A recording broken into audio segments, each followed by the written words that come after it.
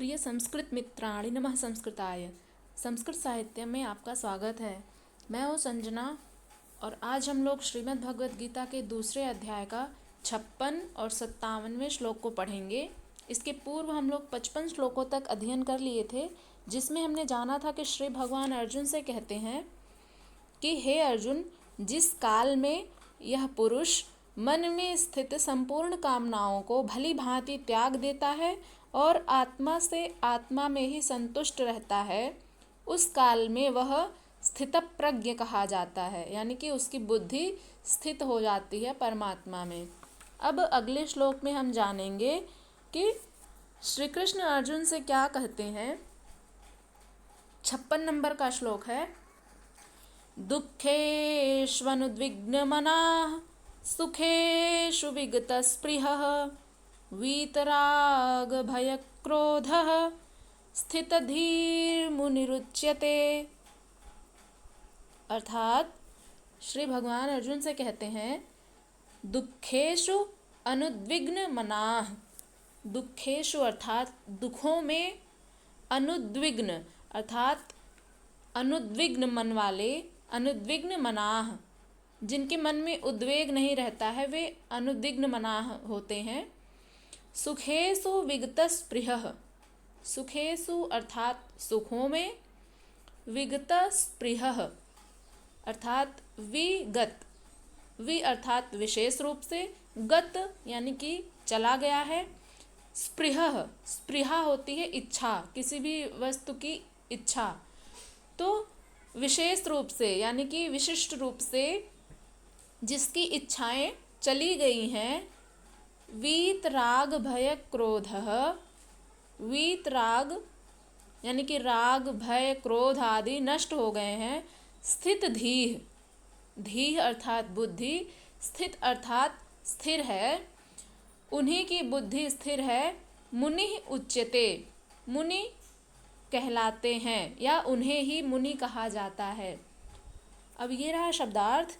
इसकी व्याख्या देखते हैं कि दुखों की प्राप्ति हो जाने पर, यानी कि जब दुख आ जाता है जीवन में, तो जिनके मन में दुखों को देखकर जिनका मन उद्विग्न नहीं होता है, यानी कि घबराता नहीं है, दुखों को देखकर जिनका मन उद्विग्न नहीं होता है, और सुखों में यानी कि जब सुख मिल जाता है, जब दुख के बाद सुख आता है, तो सुख की प्राप्ति में जो सर्वथा निस्पृह हैं, यानी कि जिनकी सभी इच्छाएं चली गई हैं, जिनको सुख मिल भी जाए, यानी कि दोनों स्थितियों में समान रहते हैं, जो व्यक्ति दुख में भी और सुख में भी, दोनों ही परिस्थितियों में समान रहते हैं।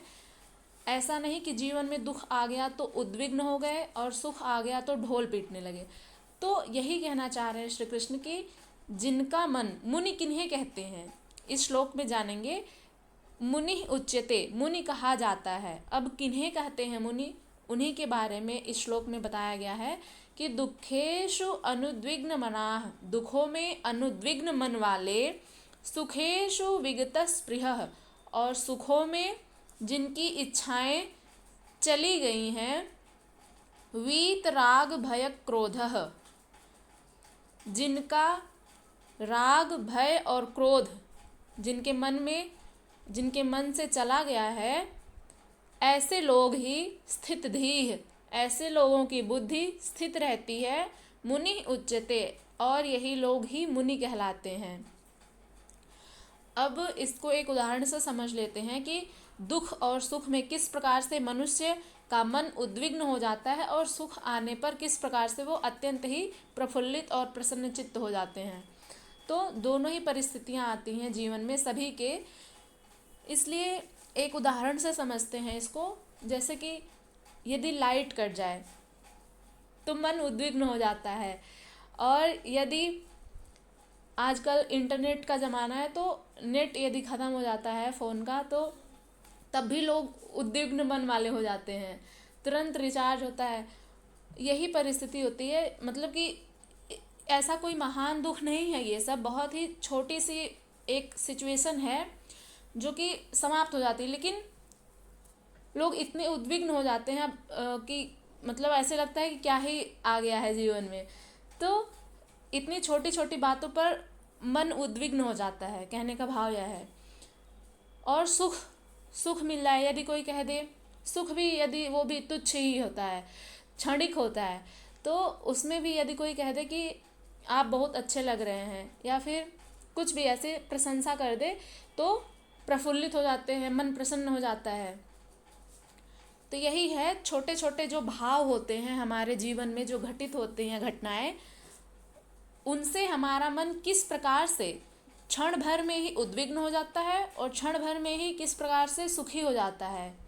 तो इसी बात को समझा रहे हैं श्री कृष्ण की जो संसार में जो मानव रहते हैं उनका मन ऐसे ही रहता है। सभी तो मुनि नहीं हैं, बहुत कम लोग ही मुनि होते हैं, और मुनि वही होते हैं जिनका मन सामान्य मनुष्य से भिन्न होता है।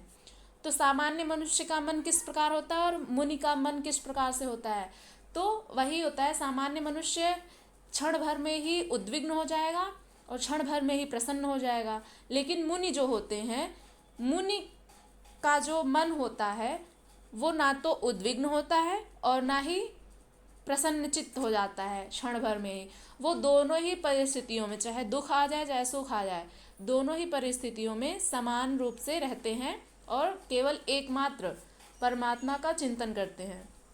तो इसी बात को इस श्लोक में समझाए हैं श्री कृष्ण की मुनि किसको कहते हैं। दुखों की प्राप्ति होने पर जिनके मन में उद्वेग नहीं होता, सुखों की प्राप्ति में जो सर्वथा निष्प्रिय हैं, तथा जिसके राग भय और क्रोध नष्ट हो गए हैं, ऐसे लोग मुनि कहलाते हैं। ऐसे लोगों की बुद्धि स्थिर होती है। अब दुखेशु में सप्तमी विभक्ति बहुवचन है, दुखों में। उसी प्रकार से सुखेशु है, सुखों में, इसमें भी सप्तमी विभक्ति बहुवचन है। और विगतः स्पृहः वि उपसर्ग पूर्वक स्पृहा धातु है, विगतः स्पृहः अर्थात जिनकी इच्छाएं चली गई हैं विशेष रूप से, वि उपसर्ग लगा हुआ है विशेष रूप से। और अब अगले श्लोक में हम लोग चलते हैं, देखते हैं कि श्री भगवान अब आगे किस प्रकार से अर्जुन को समझाएंगे, उसको देखते हैं।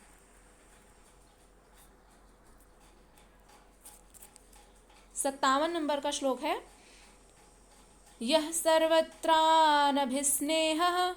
तत्तत्प्राप्य शुभाशुभं नाभिनन्दति न द्वेष्टि तस्य प्रज्ञा प्रतिष्ठिता।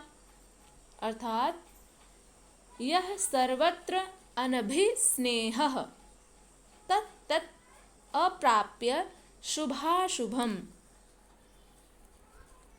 न अभिनन्दति न द्वेष्टि तस्य प्रज्ञा प्रतिष्ठिता। अर्थात यह का अर्थ होता है जो सर्वत्र अनभिस्नेहः, अनभिस्नेहः अर्थात स्नेह रहित, यानी कि आसक्ति रहित, सर्वत्र अर्थात सभी वस्तुओं से, जो भी हमारे रिश्ते हैं, जो भी हमसे जो जुड़े हुए हमारे जो कार्य हैं, हमारे जो रिश्ते हैं, जो कुछ भी इस संसार में मोह रूपी बंधन है, उन सब से सर्वत्र में सभी आ जाएंगे, ये सभी चीज़ें आ जाएंगी। तो जो पुरुष सर्वत्र अनभिस्नेह, सभी से स्नेह रहित हुआ, तत्तत् अप्राप्य, तत्तत् अर्थात वह, तत् माने वह, तत् माने वह, यानी कि उसको या वह शुभाशुभम, शुभ धन अशुभ, शुभाशुभम अर्थात शुभ और अशुभ को प्राप्त होकर, तत्तत् प्राप्य उसको प्राप्त होकर, न अभिनंदति न द्वेष्टि, ना तो अभिनंदन करता है उसका, ना ही द्वेष करता है। द्वेष्टि अर्थात द्वेष करना, जलन करना, ईर्ष्या करना।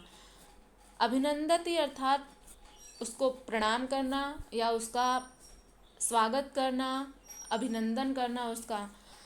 तस्य अर्थात उनकी, प्रज्ञा प्रतिष्ठिता, प्रज्ञा अर्थात बुद्धि, प्रतिष्ठिता अर्थात स्थिर है या प्रतिष्ठित है या स्थित है।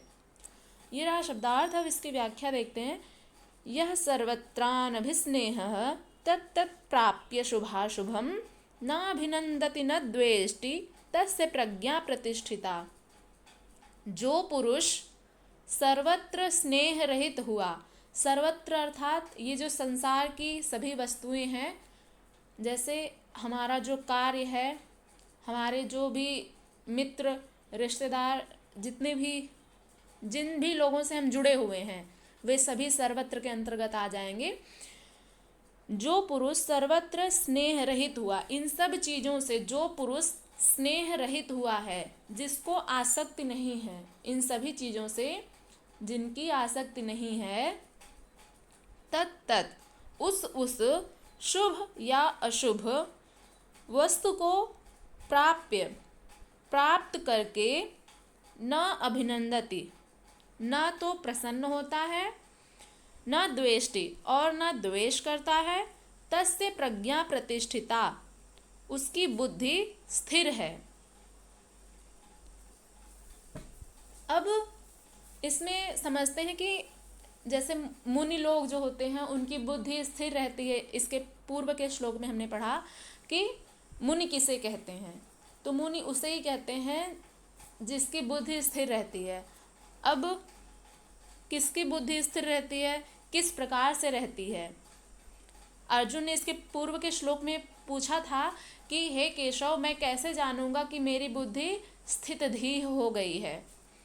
तो इसी श्लोक में उसका उत्तर दे रहे हैं श्री कृष्ण कि जो पुरुष सर्वत्र स्नेह रहित हुआ, उस शुभ या अशुभ वस्तु को प्राप्त होकर ना तो प्रसन्न होता है, चाहे वो वस्तु शुभ हो या अशुभ हो, वो वस्तु कैसी भी हो, उसको प्राप्त करके जो पुरुष ना तो उसको पा करके अत्यधिक प्रसन्न हो जाता है, ना ही उससे द्वेष करता है, यानी कि समान रहता है, न्यूट्रल एक तरह से कह सकते हैं उसको कि सामान्य रहता है, उसकी स्थिति सामान्य नहीं रहती है, चाहे सुख आ जाए, चाहे दुख आ जाए, चाहे शुभ रहे, चाहे अशुभ रहे, तो उसकी बुद्धि ही स्थिर होती है। अब यहाँ पर सर्वत्र अनभिस्नेह, श्री कृष्ण ने कहा है कि उन सभी वस्तुओं से अनभिस्नेह अर्थात आसक्ति रहित। अनभिस्नेह, एक होता है अभिस्नेह और एक होता है अनभिस्नेह। तो इन दोनों में क्या अंतर होता है? अभिस्नेह अर्थात आसक्ति किसी भी वस्तु से, जैसे हम इस संसार में हैं तो हमें आसक्ति है, सभी से लगाव है, कुछ न आसक्ति अर्थात लगाव। तो जो हमारे पारिवारिक जन हैं, मित्र, दोस्त और भी जो भी रिश्ते हैं, उन सब से हमारा लगाव है, जुड़ाव है, तो वो होती है अभिस्नेह यानी कि आसक्ति। और दूसरा क्या होता है? अनभिस्नेह। अनभिस्नेह मन वाले कौन होते हैं? मुनि लोग। मुनि लोगों का मन अनभिस्नेह होता है और सांसारिक मनुष्य का मन अभिस्नेह होता है, यानी कि आसक्ति युक्त होता है। और अनभिस्नेह अर्थात आसक्ति रहित, जिनको कोई भी लगाव नहीं रहता है, चाहे वो वस्तु शुभ हो, अशुभ हो, अच्छी हो, खराब हो, कैसे भी हो। तो अनुद्विग्न मन वाला ही, जिनका मन उद्विग्न नहीं होता है, वे ही मुनि होते हैं, मुनि कहलाते हैं। अब यहाँ पर सर्वत्र स्नेह रहित एक शब्द आया है, सर्वत्रानभिस्नेह, अर्थात इन सभी से आसक्ति रहित, अर्थात उन सब से स्नेह रहित, यानी कि उन सब से स्नेह नहीं करना है, ऐसा नहीं कहा गया है। श्री कृष्ण ऐसा नहीं कह रहे हैं कि आप किसी से भी स्नेह ना करें, किसी से भी लगाव ना रखें। अति स्नेह, एक श्लोक है, अति स्नेह पापशंकी, अभिज्ञान शाकुंतलम में है, अति स्नेह पापशंकी, यानी कि जो अत्यधिक स्नेह करते हैं, जितने भी लोग हमसे या फिर आप लोग खुद अनुभव करते होंगे, हमारे आसपास के लोग जो भी हमसे स्नेह करते हैं, वे जब अत्यधिक स्नेह बढ़ जाता है तो पाप का शंकी हो जाता है वो, यानी कि पाप अर्थात अशुभ वस्तुओं की आशंका करने लगता है। जैसे इसको एक उदाहरण से समझ लेते हैं कि जैसे हम या फिर कोई और स्कूल जाते हैं, कॉलेज जाते हैं, तो अगर आने में देरी हो जाती है तो हमारे माता पिता चिंतित हो जाते हैं कि इतना देर कैसे हो रही है, मतलब फ़ोन करने लगते हैं, पता करने लगते हैं, पूछने लगते हैं। तो ये उनकी चिंता जो है वो अभिस्नेह, अति स्नेह के कारण हो रही है। तो अति स्नेह क्या होता है? पाप को जन्म देने वाला होता है। पाप अर्थात जो चिंता होती है। अति स्नेह पाप संकी, अत्यधिक स्नेह पाप की आशंका करता है। तो वही चीज़ है अभिस्नेह और अनभिस्नेह।